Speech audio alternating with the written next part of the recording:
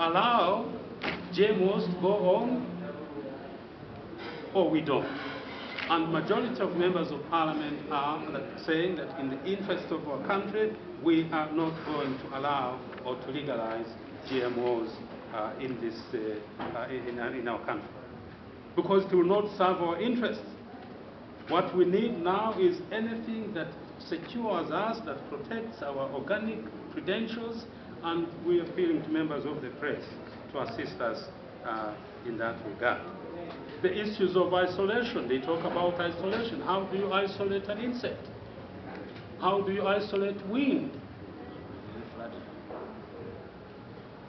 This flooding that is going on, how do you isolate? I mean, it's totally not possible that you can regulate, movement of insects which carry some of these GMOs.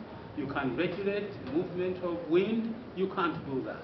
It's being disingenuous, to say the least, when you go for regulation. Finally, GMOs clearly would undermine and damage our traditional farming systems.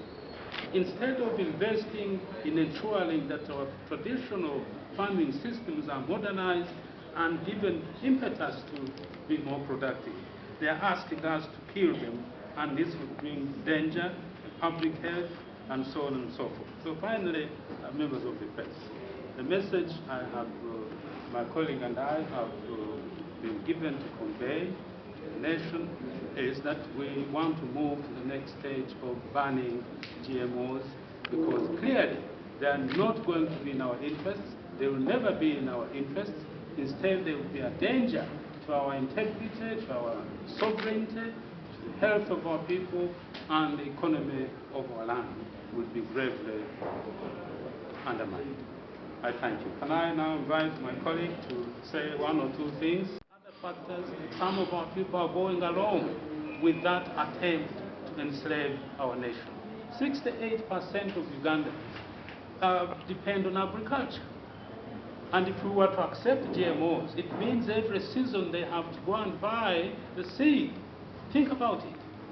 In other words, what is happening now, it is disenfranchisement, it's enslavement, it's impoverishing our people so that we are dependent on someone else. If we go the way of GMOs, every year, 68% of our farmers will be every season buying seed from somebody. And that somebody is not a Ugandan, that's somebody, multinationals that control that seed. You so can see how they are seeking to take away our sovereignty, how they are seeking to have us dominated, exploited, and really we need not fall into this trap.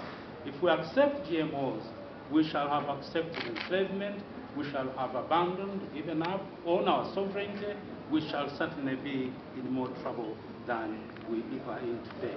And that would invite instability, would invite completely many cases of division and insecurity, and eventually more poverty if we accept what these people are telling us.